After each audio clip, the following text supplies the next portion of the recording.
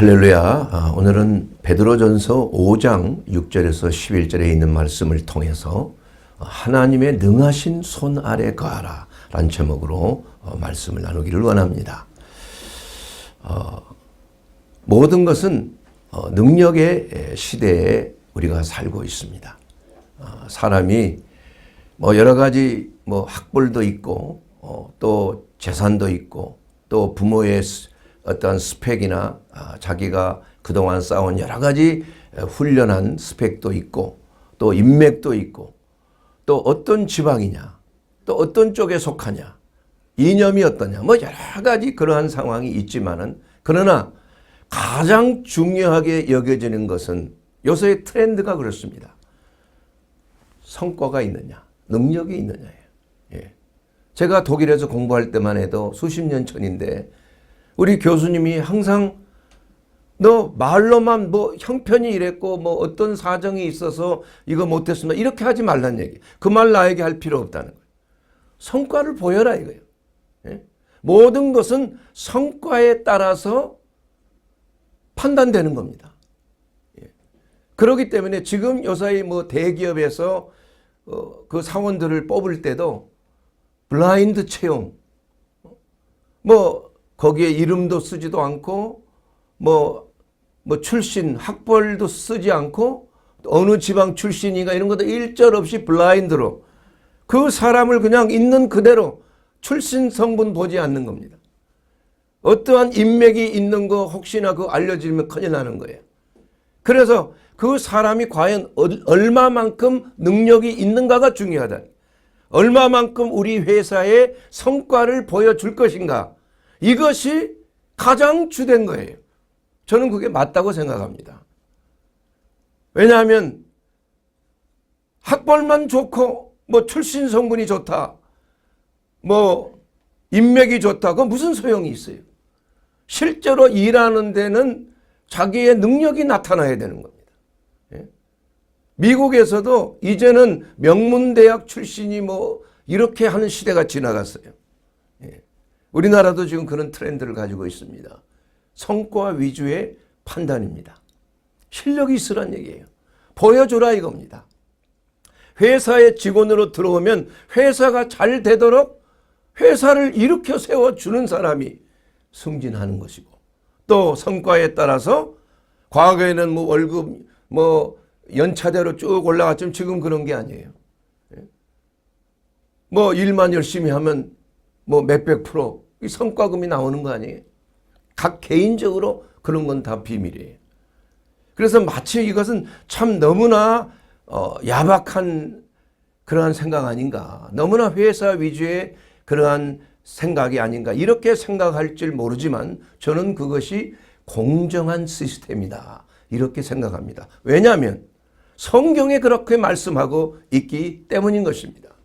하나님은 그 사람의 형편과 처지에 따라서 열매가 없다고 해서 열매가 없는데 그 사람의 형편과 처지가 안 됐구나 해서 봐주는 그런 성경 말씀이 없어요.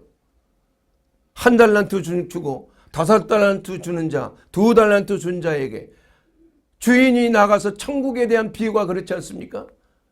자, 성과 내놔봐라. 2달란트 받은 자는 4달란트, 5달란트 받은 자는 열심히 일해서 10달란트를 만들었다. 착하고 충성된 종이구나. 그러나 1달란트 받은 자는 이게 너무 귀하고 말이야 그 소중해서 땅에다 묻었다 혹시 잊어버릴까봐 그걸 다시 주인에게 돌려드렸다 이거예요. 칭찬받을 줄 알았는데 이 악하고 게으른 종아. 은행이라도 그거 맡겼으면 이자라도 나올 거 아니야. 너 있는 것도 빼앗아 10달란트 가진 자에게 주어라. 이게 하나님의 말씀이에요. 예수님께서 비유하신 것이 좀 야박한 것처럼 들리지 않습니까 여러분? 내가 생각했던 하나님은 용서와 긍휼과 자비의 하나님인데 그 사람의 형편은 물어보지 않고 왜 그렇게 하셨을까? 예수님께서도 그랬어요. 나는 포도나무요 너희는 가지니라. 너희가 나를 떠나서는 아무것도 할 수 없고 열매를 맺을 수가 없어. 열매 맺지 못하는 가지마다 농부 되신 하나님 아버지께서 그 가지를 쳐버려서 아궁이에 넣는다 이거. 열매 맺지 못하는 나무의 등걸에 도끼가 지금 놓여져 있다 이겁니다. 찍어버린다 이게. 우리가 이 하나님에 대한 생각을 우리가 잘못된 어떠한 교육이나 좋은 점만, 사랑의 하나님만, 그저 구원의 하나님만, 대속의 하나님만을 우리가 교회에서 많이 가르치고 그렇게 하면 기분도 좋아지고 천국에 이제 티켓 따놨구나 이렇게 생각할지 모르지만 우리가 성경을 전체를 봐야 되는 것입니다. 예수님께서도 한 번도 그렇게 말씀하신 적이 없어. 오히려 착각하지 말라는, 주여 주여 한다고 다 천국 가는 것이 아니에요. 내 뜻대로 행하는 자라야 천국에 들어간다고 분명히 말씀하셨습니다. 저 믿음이 있지 않습니까? 주님을 믿지 않습니까? 이 불법을 행한 자여 내게서 떠나라. 내가 너를 도무지 모르느라. 아무리 능력 있는 사역을 하고 아무리 하나님의 나라를 위해서 헌신했다고 하지만 복음도 전하고 선지자 노릇도 하고 능력도 행하고 귀신도 내쫓고 교회도 크게 키우고 했다고 하지만은 그러나 주님이 보시기에 자기의 명예를 위하고 자기의 유익을 위해 자기가 하나님이 되고 나는 그런 적 없는데요. 그러나 하나님께서는 모든 것을 선악간에 판단하시는 하나님이에요. 열매가 있어야 된다. 열매. 눈에 보이는 어떠한 물질적인 열매가 아닙니다. 정말 성도들이 하나님의 말씀 안에 두렵고 떨림으로 회개하고 거룩한 성도의 삶으로 변화됐느냐? 그들이 성령의 열매를 맺었느냐? 그들이 진정으로 하나님을 얼마만큼 사랑하고 헌신했느냐? 이것이 주님의 눈에 분별하는, 주님께서 판단하시는 기준이에요. 나를 사랑하는 작은 자에게 한 것이 바로 내게 한 것이. 우리가 이상적으로 환상 중에 본 주님 앞에 열심히 기도하고 이것만이 되는 게 아니에요. 주님이 판단의 기준이 바로 작은 소자에게 물이라도 한 그릇 주는 자는 결단코 상을 잃지 아니하리라고 그랬어요. 내 이름으로 선지자를 영접하는 선지자의 상을 받는다고 그랬어요. 사람에게 하는 것, 예수를 믿는 작은 소자에게 한 것이 바로 내게 한 것이요. 작은 소자를 무시하고 작은 소자를 업신여기고 교만한 눈으로 이렇게 태도를 보인 그러한 자들에게는 도무지 모른다는 것입니다. 이것은 왜 이런 말씀을 드리냐? 이것은 열매를 중요하게 여긴다는 거예요. 하나님은 성과를 중요하게 여깁니다. 눈에 보이는 성과가 아니고 천국의 하나님의 나라와 그 의를 구하는 그 사람의 마음의 중심을 보시는 거예요. 얼마만큼 네가 나를 사랑하느냐. 나를 믿는다고 하고 나보고 주여 주여 하면서 이것도 주십시오 저것도 주십시오 이렇게 많은 기도도 하고 하나님 앞에 헌금도 많이 드리고 예배도 착실하게 했지만 그러나 과연 네가 나를 사랑하느냐. 나를 사랑하는 자는 나의 제자가 되는, 자기를 부인하고 자기 십자가를 지고 자기를 부인하고 나를 따라가는 자, 내 말을 행하는 자라야 나를 사랑하는 자니라. 말로만 주여 주여 한다고 무슨 소용이 있어요. 사랑하는 사람이 당신 사랑합니다 사랑해요 뽀뽀를 하고 스킨십을 하지만 행동은 그게 아니에요. 여러분 사랑하는 겁니까 그게? No, 속이는 거죠.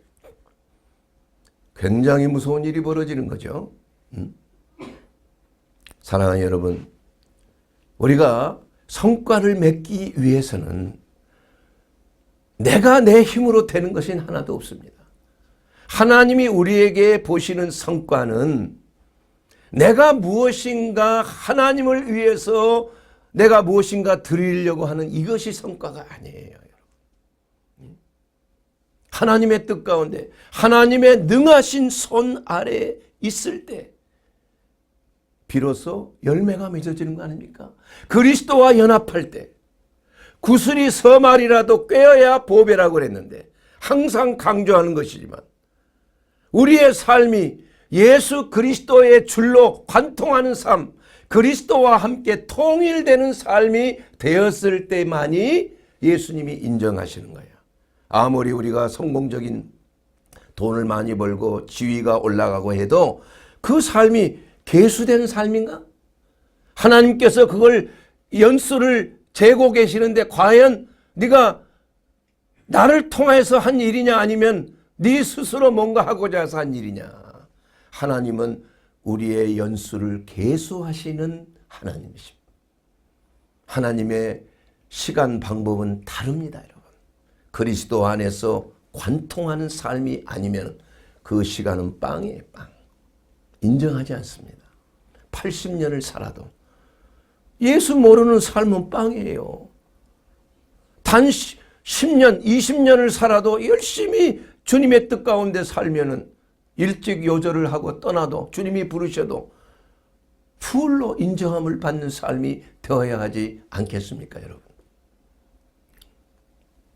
그러므로 하나님의 능하신 손 아래 거하는 삶을 사는 것, 이것은 그리스도 안에 거하는 삶이요, 성과를 얻게 되는 삶이 되는 것입니다. 영적인 열매를 맺는 것이에요. 육신적인 열매를 맺는 것, 이것이 하나님이 보시는 성과가 아니라는 것입니다. 자, 그렇다면은 하나님의 손이라는 건 뭘 의미하는 걸까요, 여러분? 성경에 보면 다 나와 있어요. 모든 것은 성경을 통해서 성경을 해석해야 돼요. 자, 하나님의 손에 대해서 오늘 본문 베드로전서 5장 6절에 하나님의 능하신 손 아래 겸손하라고 나와 있지만은 하나님의 손이라는 것이 무엇인지를 모를 때는 누가복음 11장 20절 말씀과 마태복음 12장 28절에 있는 말씀을 봐야 돼요. 왜냐하면 동일한 손이 나와 있기 때문에. 누가복음 11장 20절에 이렇게 나와 있습니다. 그러나 내가 만일 하나님의 손을 힘입어 귀신을 쫓아낸다면 하나님의 나라가 너희에게 임했느니라. 또 마태복음 12장 28절에 똑같은 말씀입니다. 그러나 내가 하나님의 성령을 힘입어 귀신을 쫓아내는 것이면 하나님의 나라가 너희에게 이미 너희에게 임했느니라. 똑같은 토시 하나 틀리지 않는 말씀인데 딱 두 단어만 다른 거예요. 하나는 손이고 하나는 성령이고. 자, 그러면 손과 성령은 같은 의미 아니겠습니까? 하나님의 손은 성령을 의미하는 거예요. 하나님의 손에 손을 힘입어 귀신도 쫓아내는 거예요. 만물을 창조하신 것입니다. 산을 옮기는 역사가 나타나는 것이에요. 하나님의 손은 흑암의 권세를 물리치는 손이에요. 하나님의 손은 눈먼 자를 보게 하는 손입니다. 하나님의 손은 안진뱅이를 일으키는 삶이에요. 하나님의 손은 오병이어의 기적으로 2만 명, 5천 명 이상 2만 5천 명을 먹이는 손의 능력의 손인 것입니다. 이것이 바로 성령이라는 말씀인 것입니다. 그러므로 우리가 하나님의 능하신 손 아래 거한다는 것은 바로 성령의 인도함에 따라 거하는 것입니다. 그러면 하나님의 능하신 손 아래 거하는 자는 어떠한 태도를 가지고 거해야 되는 것인가? 오늘 본문 말씀에 다 나와 있습니다. 여러분, 하나님의 능하신 손 아래 거하기를 원하십니까? 그렇다면 첫째, 겸손해야 하는 것입니다. 베드로전서 5장 6절에 있는 말씀을 보게 됩니다. 오늘 본문 말씀입니다. 그러므로 하나님의 능하신 손 아래서 겸손하라. 때가 되면 너희를 높이시리라. 여러분, 겸손이라는 것 다 좋은 덕목인 건 누구나 압니다. 그러나 이 겸손한다는 것이 쉽지가 않은 것 같아요. 모든 일이 좀 잘 되고 남들보다 비교의식을 가지고 내가 좀 더 많은 걸 가지고 있고 도토리 키재기식으로 뭐 학교도 조금 좋은 학교 뭐 인정해 주는 학교 나오면 벌써 계급으로 멸시하려고 그러고, 뭐 현금이 얼마가 있냐, 뭐 부동산이 얼마가 있냐, 그러면 또 그냥 코가 좀 높아지려고 하고, 그거 다 이게 하나님이 주신 거 아니에요? 우리는 청직이 아닙니까? 우리 것이 있습니까? 이 세상에? 하나도 없어요. 그러니까 좀 돈 없어지고 이러면은 그냥 코가 빠지는 거예요. 왜냐? 돈이 하나님이 되면 그런 거예요. 돈을 사랑함이 일만하게 뿌리가 되는 거예요. 부자가 되려고 하는 자마다 정말 욕심이 나면 우상 숭배가 되는 거예요. 돈이. 하나님을 버리는 겁니다, 여러분. 그래서 부여해지기를 추구하지 말아야 되는 거예요, 우리는. 하나님이 그냥 주시면 주시는 것으로 하나님을 섬기면 되는 거예요. 이웃을 섬기면 되는 거예요. 그렇기 때문에 이 교만이라는 것은 하나님 없이도 내가 하나님 앞에 의존되지 않고서 독립적으로 살 수 있다고 생각하는 것이 교만인 것입니다. 다른 게 아닙니다, 여러분. 그래서 모든 죄 중에서 가장 원초적인 죄가 교만이에요. 아담이 타락한 거 하나님 말씀에 불순종했죠. 따먹지 말라고 한 선악과를 따먹고 범죄하여 타락했잖아요. 하나님의 하나님과의 관계에서 분열됐잖아요. 분리돼 버렸잖아요. 그러나 그 전에 죄의 아비인 사탄 루시퍼가 교만함으로 하나님을 대적한 것이 모든 죄의 시작이에요. 시작.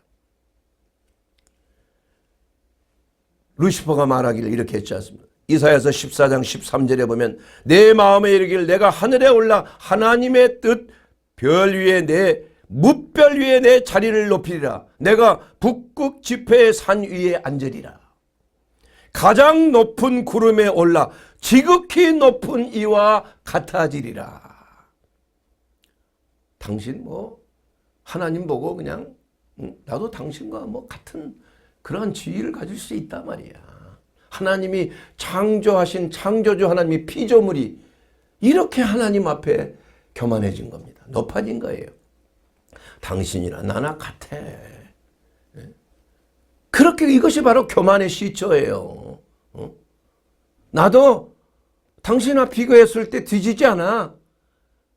그러니까 올챙이 시절은 기억을 잘 못하고 조금 잘 되고 하면 목이 뻣뻣해지기 시작하는 거예요.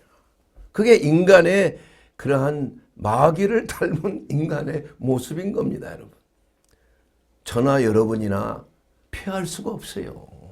그래서 십자가가 필요한 것입니다. 그래서 하나님의 능하신 손 아래 있는 자는 겸손하라. 여러분, 겸손이라는 게 뭡니까? 여러분, 겸손에 대해서 기도하십니까? 기도하지 마세요. 교만은 스스로 높아진 게 교만이잖아요. 겸손도 마찬가지예요. 스스로 낮아지는 게 겸손인 것입니다. 하나님 저를 겸손케 해 주시옵소서. 그 기도 응답되면 큰일 나는 거예요. 네? 하나님은 교만한 자를 멸망의 선봉이요. 교만은. 겸손은 종귀의 앞잡이야. 하나님은 교만한 자를 대적하신다고 그랬어요. 그러나 겸손한 자의 편이 되신다고 그랬다. 여러분, 교만한 자를 하나님이 대적하시면 어떻게 됩니까, 여러분? 마귀처럼, 사탄 마귀처럼 지옥불에 들어가는 거 아니겠습니까, 여러분? 같이 들어가는 거 아니겠어요? 이마만큼 이 교만이라는 것이 정말 두렵고 떨리는 것입니다. 우리는 그래서 하나님이 가장 싫어하는 것은 교만한 눈과 하나님이 싫어하는 것 6, 7가지니 맨 먼저 나오는 것이 교만한 눈이라 얘기해요. 눈이 교만한 거예요. 눈이 높아져 있다는 걸 말합니다. 좀 하면은 그냥 무시하고 견디지를 못하는 거예요. 아이, 나는 그런 부류가 아니야. 이 교만해졌다는 거예요. 네. 저도 그런 거 회개한 적이 많이 있습니다. 여행을 가보고 나서도 조금 좀 동남아시아 거기 가서 조금 이렇게 좀 지저분한데 그런 거 못 있겠더라고. 그래서 야, 내가 이렇게 변했나? 예? 그냥 금방 먹을 수도 없을 정도로. 그래서 야, 회개했습니다. 예. 내가 입이 이렇게 높아졌구나. 내가 너무 안락한 삶을 살았구나. 하나님 용서해 주옵소서. 예. 바울은 가난에 처할 줄도 알고 부에 처할 줄도 알고. 그러니까 예수 안에서만 모든 것을 그냥 다 맡기고 자유함을 누리는 그러한 삶인데, 조금 불편한 게 있으면은 내가 금방 짜증이 나고 적응이 안 되는 것, 이거 회개했습니다. 솔직하게. 그런 일이 너무나 많아요. 그래서 우리가 너무 타성에 젖어 있으면 안 됩니다, 여러분. 시간이 많이 없기 때문에 계속 나가겠습니다. 여러분, 이 교만은 패망의 선봉이라는 거 우리 성경에 잘 알고 있잖아요. 그 유명한 그 아이성의 전투에서 여리고성에서 아주 대승을 거뒀잖아요. 그 가장 큰 성인데, 그 주위에서 요단강을 건너서 이제는 여리고성을 만나서 말이에요. 그 하나님의 말씀대로 하루에 아침 일찍 새벽에 일어나서 그 제사장이 언약궤를 메고 또한 앞장서서 나팔을 불면서 한 바퀴를 돌고, 다음날 또 아침에 일찍 일어나, 아침 새벽입니다. 일찍 일어나 한 바퀴 돌고, 제사장은 또 하면 나팔을 불고 6번 6일 동안, 마지막 7일 때는 7번 도는 거예요. 하나님 말씀대로. 그리고 제사장이 계속 나팔을 불면서 7바퀴를 돌았을 때 여호수아가 외칩니다. 무너져라! 그러니까 함성을 지르니까 밖에서 안으로 쫙 무너져 버립니다. 예. 사랑하는 여러분, 그들이 무슨 활이라도 하나 쐈습니까? 몽골의 징기스칸처럼 공성전에 이렇게 공성전 아시죠? 돌을 막 쏴가지고 말이야, 성벽을 붓고 말이야, 막 공성전 막 성벽을 타고 올라가고 말이야, 활을 쏘고 말이지. 이런 거 한 적이 없어요. 하나님의 방법대로, 하나님이 시키는 대로 그대로 순종해서 활 한 번 쏘지 하고 칼 한 번 쓰지 하고, 그냥 7번 돈 후에 나팔 불 때 소리 질러 함성을 질렀더니 그냥 무너진 거 아니에요. 그런데 승승장구한 그 자기의 힘으로 그렇게 된 것처럼 의기양양해져서 다음 그 옆에 있는 작은 성 아이성을 정탐을 했는데, 그 정탐꾼이 뭐라고 합니까? 아유, 그 성은 우리가 그건 한 2, 3천 명만 보내도 충분합니다. 기도도 안 하고 그냥 3천 명을 보냈어. 오케이, 3천 명. 그렇게 해서 성벽을 기어오르는데 그냥 아이성의 그 활에 그냥 맞아서 35명인가 죽어버리고 말네. 그리고 놀라가지고 그냥 도망가 버린 거 아니에요. 대성통곡을 한 거. 세상에 어찌 이런 일이 일어날 수가 있습니까? 하나님께서 이 여리고 성도 우리가 무너뜨렸는데, 왜 우리가 무너뜨렸어요? 하나님이 무너뜨렸지. 착각하는 겁니다, 여러분. 잘 되면 자기 힘으로 된 걸로 착각해. 그래서 하나님께서는 전적인 의존, 내가 노력해서 뭔가 이루려고 하는 것을 하나님이 싫어하시더라고요. 진짜 기적적인 하나님의 능력으로 됐다고만 믿도록 하나님이 인도하시는 거예요. 이스라엘 백성들의 인도하신 거 똑같습니다. 하나님이 절대 하나님께 의존될 수밖에 없는 것이죠. 이스라엘에 무슨 무기가 좋습니까? 특별히 키가 크고 건장합니까? 유대인들은 원래 조그맣잖아요. 예? 그런데 하나님을 의지할 때는 이겼지만, 하나님을 의지하지 않고 자기의 힘으로 작은 이까짓 거 하나님 좀 쉬십시오, 제가 하겠습니다, 저희들이, 그거 하나님이 싫어하시는 거예요. 하나님은 참 사랑이 많으심과 동시에 매우 질투가 많으신 하나님은 질투하시는 하나님. 행여나 딴 데 눈에 돌릴까? 하나님은 그토록 너무나 이 사랑이 많기 때문에 사랑하는 자가 딴 곳을 바라보는 것을 참으시지를 못해. 이 하나님의 성품이에요. 독생자까지 주신 하나님 아니겠습니까? 그런데 아이성에서 그렇게 참패한 건 첫 번째 교만이죠. 두 번째로는 죄 때문이에요. 하나님께서는 여리고성에 들어가서 남녀노유, 어린아이, 유아들까지도 다 진멸하라고 그랬어. 그리고 모든 짐승도 다 진멸이야. 그 짐승들이 무슨 죄가 있어? 아이가 무슨 죄가 있겠어요? 그러나 하나님은 그렇게 명령하셨어요. 그래 다 그렇게 했습니다. 그야말로 엄청난 일이 일어나고 마는 거죠. 정말 곡소리가 난 거죠. 그런데 아간이라고 하는 자가 좀 이 들어가서 보니까 뭐 금덩어리, 은덩어리 말이야 아름다운 외투가 걸려져 있는 게 너무나 탐난 거예요. 그래서 그걸 싹 숨겼어. 금덩어리, 은덩어리, 뭐 금 3개, 뭐 은 뭐 13개인가 뭐 이렇게 해서 땅에 숨어놨어. 그걸 하나님이 모르시겠냐 이거예요. 하나님께서 말씀하신 거예요. 너희가 첫째는 교만했고 두 번째는 너희 중에 죄가 있느니라. 그 죄를 먼저 척결하라. 여호수아에게 명령했습니다. 그래서 그 죄 지은 자를 제비 뽑기를 통해서 찾아서 아간이라고 하는 자를 덜컥 걸려진 거 아니에요. 그래서 죄를 고백받았지요. 다 파가지고 다 물건들을 다 회수했고 그 아간과 그 아내와 그 가족과 그 짐승들까지 그 물건들 모두까지 다 아골 골짜기에 모아놓고 돌을 던져서 다 처리를 했잖아요. 여러분 그것은 지금 시대에 뭐 그렇게 죽이라 이런 말, 그것은 영적인 의미에서 구약은 항상 그렇습니다. 우리의 작은 죄 하나도 작은 교만 하나도 그것 때문에 망할 수가 있다는 겁니다. 그래서 우리가 어떤 일을 행할 때는 철저하게 하나님 앞에 그 죄를 청산해야 되는 거예요. 예배 드리러 올 때도 마찬가지예요. 너희 중에 누가 예물을 드리러 하나님 앞에 제물을 드리러 성전에 나갈 때 형제와 불화한 것이 생각나거든 들어가지 말라, 예물 드리지 말라 이거예요. 먼저 형제와 불화하고 화해하고 와서 예물을 드리라. 이게 하나님의 방법인 것입니다. 하나님은 뭘 드리는 걸 좋아하시는 게 아니에요. 받는 걸 좋아하시는 게 아니에요. 하나님이 우리에게 요구하시는 것은 무엇입니까? 거룩한 헌신입니다. 성결입니다. 깨끗한 것입니다. 하나님은 금그릇, 은그릇, 질그릇, 동그릇 많이 있지만은 아무리 금그릇이 귀하고 값진 것이라 할지라도 하나님이 받으시잖아요. 그것이 더럽혀져 있습니다.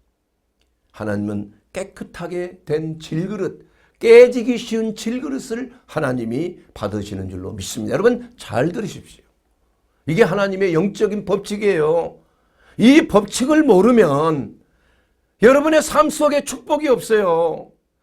모든 것은 하나님의 뜻 가운데서 이루어져야 되는 것입니다. 하나님의 영적인 법칙이라는 게 있는 거예요. 법이라는 거 있어야 나라가 안정을 이루듯이 하나님의 나라의 법이라는 것은 절대 변경되지 않는 법인 것입니다. 왜냐하면 하나님은 어제나 오늘이나 영원토록 통일하신 하나님이시기 때문인 것입니다. 그러므로 우리는 먼저 하나님 앞에 나갈 때 우리의 죄와 허물을 자백하는 것입니다. 고백하는 것입니다. 이게 깨끗함을 입는 비결이에요. 고백하는 것이에요.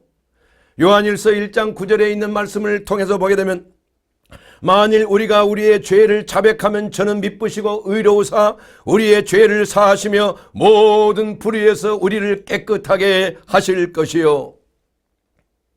10절에 보면 만일 우리가 범죄하지 아니하였다 하면 하나님을 거짓말하는 자로 만든 것이니 또한 그의 말씀이 우리 속에 있지 아니하리라. 사랑하는 여러분, 이와 같이 우리는 첫째 겸손해야 됩니다.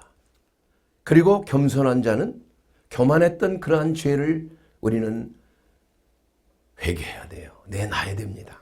다 내놔야 돼요. 청산해야 되는 것입니다. 뭐 터럭 하나까지도 다 홀이라도 남김없이 청산해야 되는, 이것을 예수 그리스도 안에서 우리는 할 수 있다는 것입니다. 그리스도의 대속의 은혜를 우리가 받고 있기 때문에 여러분 하나님 앞에 범죄한 것 있으면, 불순종한 것이 있으면 성령께서 그것을 가르쳐 주시는 겁니다. 성령이 임해서, 그래서 회개하는 거예요. 괜히 회개하는 게 아닙니다. 회개하고 싶어서 하는 것도 아니고 회개가 나오는 것이에요.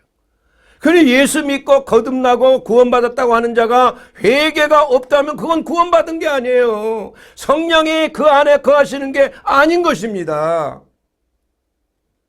왜냐? 성령이 거하시면 그 안에 있는 마음속에 있는 모든 것들이 다 백일화에 드러나는 거예요. 하나님의 말씀은 좌우의 날성검처럼 운동력 있고 좌우의 날성검처럼 예리하여 영과 혼을 찔러 쪼개고 골수와 관절까지 찔러 쪼개는 거예요. 왜 쪼갭니까 여러분? 왜 영과 혼을 왜 쪼갭니까? 밝히 드러나게 하기 위해서 그런 거예요. 다른 게 아닙니다 여러분. 모든 것이 하나님이 보시기에 합당하지 아니한 것을 너희가 깨달으라 이겁니다. 그래서 하나님의 말씀은 거울과 같아요. 우리 얼굴에 오늘 또 몇 번 거울을 보고 오셨지 않습니까? 머리가 어떻게 혹시 제대로 되어 있나? 어디가 뭐 묻었나? 옷은 제대로 입고 있나? 하나님의 말씀 앞에 있는 거울을 보고 내 자신을 고치는 겁니다. 그래야 하나님의 뜻에 합당한 자가 이뻐함을 받는 자가 되는 거 아니겠어요? 뭐 좀 바르기도 하고 말이야. 뭐 제가 헬스하면서 보니까 그 PT 선생이 말이야. 아마 그 시간이 좀 보니까 누가 아름답게 생긴 한 20대 그 아가씨가 보이는데 보니까 그 차례야. 그러니까 얼굴도 손질하고 그 뭐 향수도 막 촥촥촥촥 뿌리고 말이야. 나하고 할 때는 그런 거 절대 안 하더니. 응? 이게 그렇구나. 우리가 하나님 앞에, 여러분 하나님 사랑하십니까? 그러면은 하나님 앞에 나갈 때 여러분 영혼의 단장을 좀 하세요. 응? 하나님은 그걸 좋아하시는 거야. 그러니까 둘이서 그냥 히히하하호호 얼마나 재미나게 그 헬스 트레이닝을 하는지. 예? 좋은 시절이구나. 그렇지만 마음은 좀 흐뭇했어요. 젊은 사람들이 이렇게 서로 좋아하는 사람끼리 이렇게 화합하는 걸 보고 나도 저런 시대가 있었지 과거에.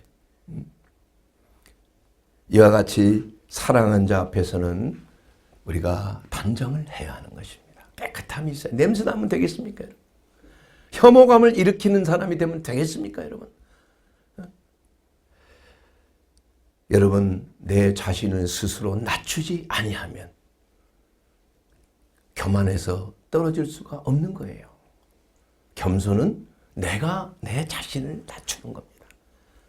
사람이 낮추면 그건 억울하잖아요. 기분 나쁘잖아요. 그런데 내가 낮춰버리면 하나님이 우리를 높이시는 것입니다. 이게 영적 비밀이에요. 그래서 낮은 대로 임하시는 하나님. 하나님의 능하신 손 위가 아니고 어디예요? 아래에 가라. 능하신 손 아래 가라.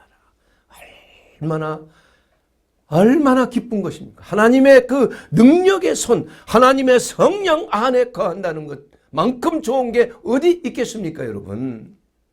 그러기 위해서 우리는 내 자신을 낮추라는 것입니다. 교만은 패망의 선봉입니다. 자만은 넘어짐의 앞잡입니다. 하나님은 교만한 자를 대적하시지만 존귀한 자를 높이시는 거예요.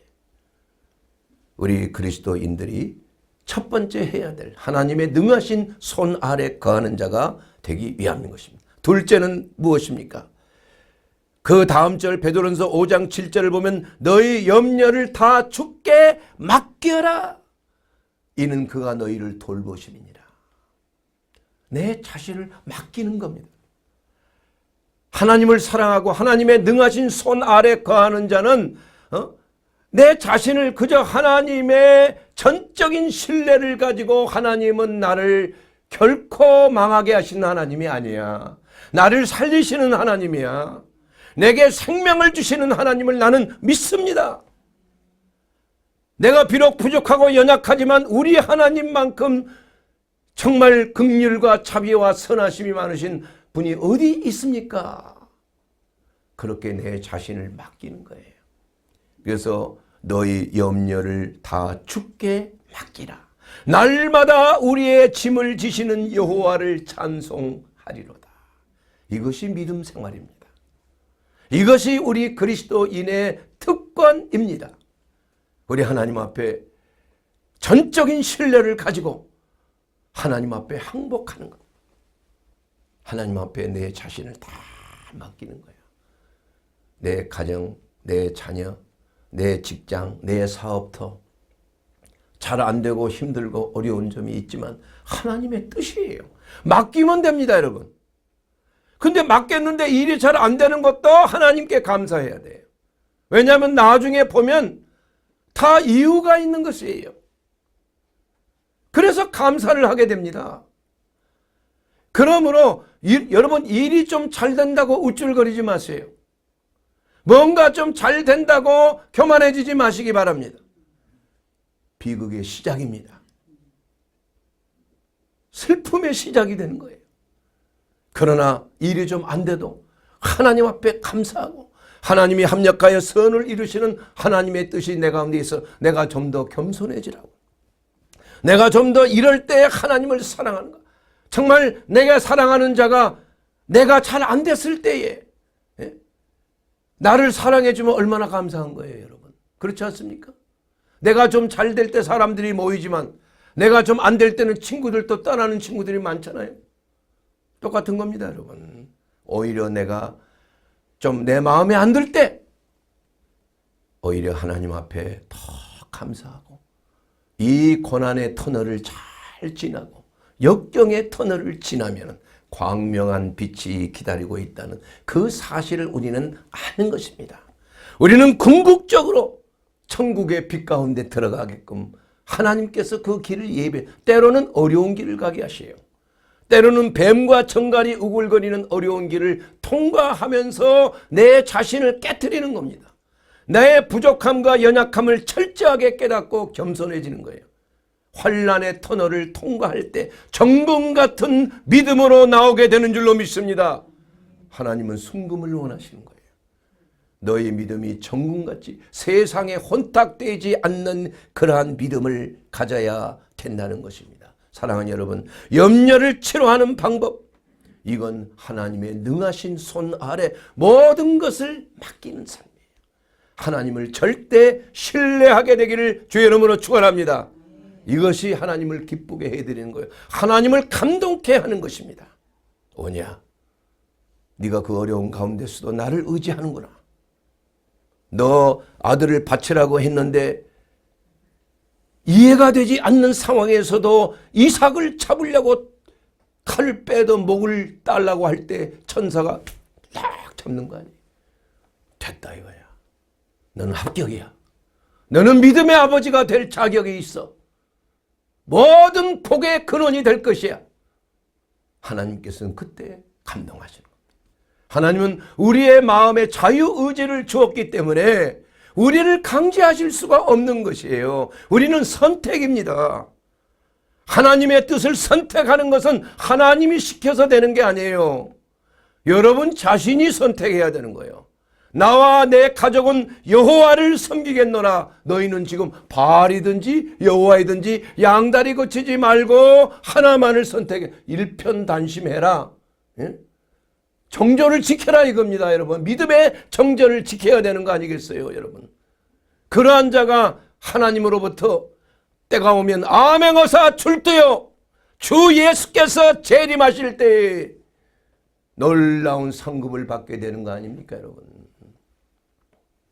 사랑하는 여러분, 그리고 세 번째로는 하나님의 능하신 손 아래 깨어 있어야 하는 것입니다. 그 다음 절 베드로전서 5장 8절에 보면 근신하라 깨어라 너희 대적 마귀가 우는 사자와 같이 두루다니며 삼킬 자를 찾는다는 것. 자 여러분, 사자가 표하는 거야. 우는 사자 언제 웁니까 여러분? 먹이를 잡아먹으려고 그럴 때 웁니까? 아니죠. 먹이가 있을 때는 쫙 틈만 보는 거야. 틈만 쫙. 그리고 나서 그냥 급습을 하는 거 아니에요? 급습을 그냥. 그러면 분리가 되는 거 아니에요? 어린 양무리들, 어린 소무리들 분리되면 그 어린 양들, 어린 소무리들을 공격해서 잡아먹는 거 아니에요? 그리고 나서 표하는 겁니다. 이게 첫 번째 표가. 두 번째는 뭐냐? 우리 속에 보호되어 있는 짐승들, 약무리들이나 소무리들이나 이런 것들을 가까이 가서 그냥 왕 겁을 주는 거예요.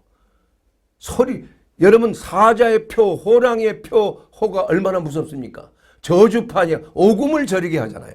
그 짐승들이 호랑이가 한번 울면은 그냥 꼼짝 못하는 거예요. 왜냐? 다리가 움직이지 마. 저주파의 능력이 그렇게 강한 거예요. 근육을 마비시키는 거, 신경을 마비시키는 거예요. 이와 같이 마귀가 포효한다 이겁니다. 겁을 준다 이겁니다. 환경을 통해서 겁을 주는 거예요. 그래서 하나님께서는 이스라엘 백성들이 가나안 땅에 들어갈 때 항상 너희가 명심해야 돼. 너는 두려워하지 말고 놀라지 말고 담대하라 이겁니다. 담대하라. 내가 너희 하나님이 될 것이야. 이미 저들을 너희 손에 붙였어. 걱정하지 마. 담대하라 이겁니다.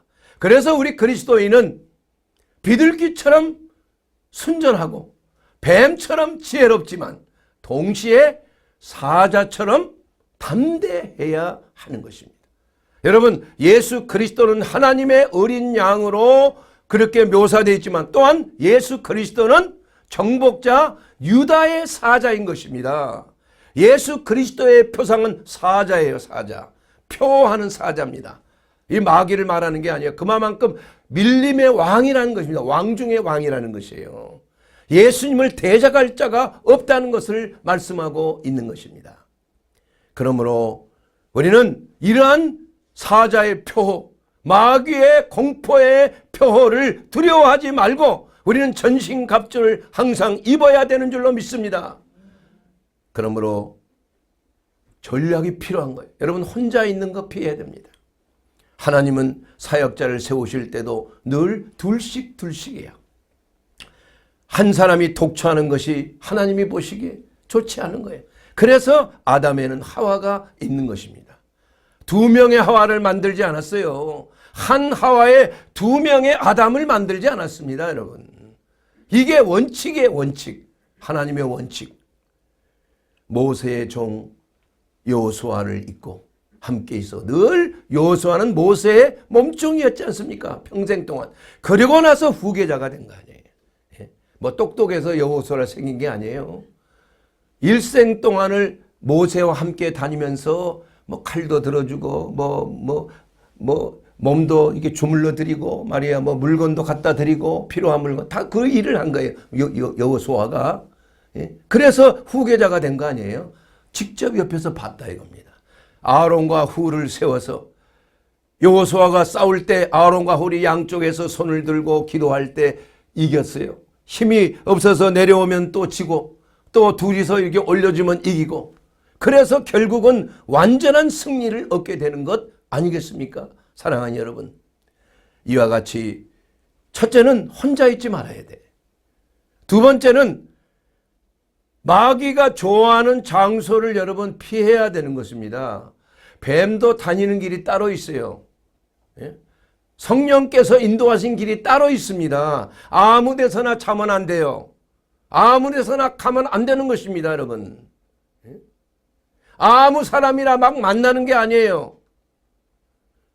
여러분, 더러운 귀신이 나와서 어디를 주로 다닙니까?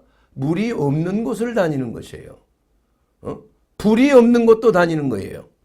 물 없는 곳에 은혜가 메마른 심령의 귀신들이 달라붙는 것입니다, 여러분. 드라이한 곳, 메마른 곳, 하나님의 예배드리는 처소가 드라이하면 안 돼요. 냉랭하면 안 되는 것입니다. 그리스도의 말씀 안에 뜨거워져. 내 말이 불과 같지 아니하냐?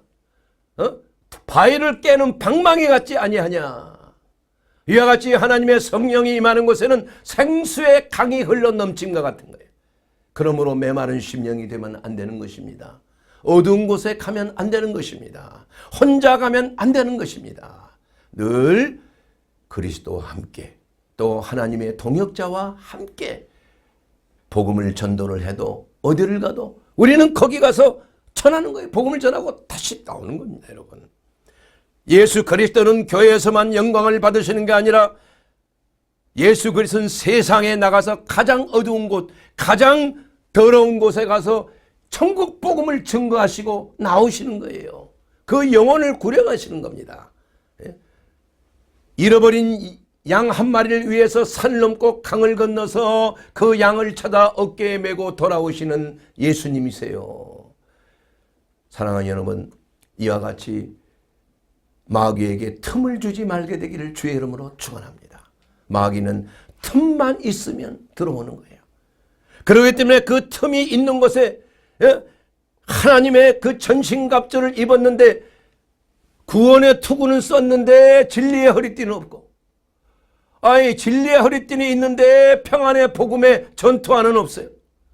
하나님의 전신갑주를 다 입든지 뭐 안 입든지 말이에요. 그러나 입으면 다 입어야 될 줄로 믿습니다. 그래서 우리가 늘 잘못 가면은 그 숲에 들어갈 때 말이에요, 장화를 신고 들어가는 이유가 뭡니까? 뱀이 뭐 어디를 물어요? 발등을 물는 거 아니겠어요? 발등을 물리면 주저앉고 말지 않습니까? 낙심과 좌절과 불안과 염려와 초조와 근심과 이러한 것에서 몸과 마음이 다 상하는 거 아니겠어요?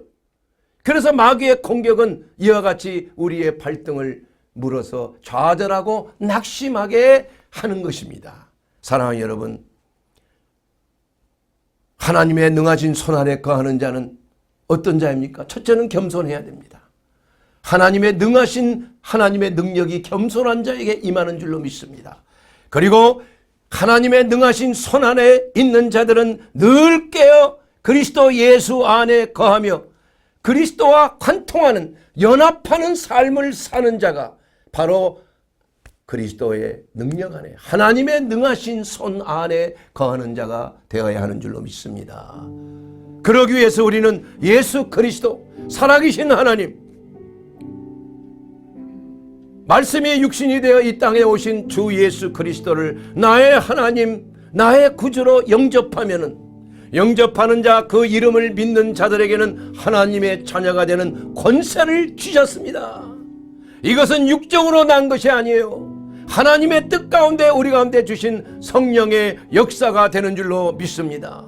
사랑하는 여러분, 여러분의 삶 속에 어려움과 염려와 근심이 있습니까? 모든 염려를 주께 맡겨버리세요. 이는 주께서 너희를 권고하심이라고 말씀하고 있는 것입니다. 우리 주 예수 그리스도는 살아계신 하나님이요 우리의 구주가 되십니다. 우리를 구원하신 구주 예수 그리스도 안에서 우리의 영원한 피난처시요 우리의 덮비처이신 예수 그리스도 안에 거하게 되기를 주의 이름으로 축원합니다.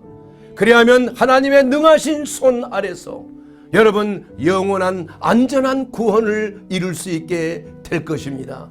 오늘도 그리스도 안에서 아직 성령 충만받지 못한 사람은 오늘 예수님이 주시는 성령의 불로 침례를 받고 충만함을 받고 흑암의 권세에서 완전한 자유함을 누리고 이제는 어디를 가든지 그리스도의 증인된 삶으로 말미암아 영원한 안식처인 하나님의 능력의 손안에 거하는 저와 여러분이 되시기를 주의 이름으로 축원합니다.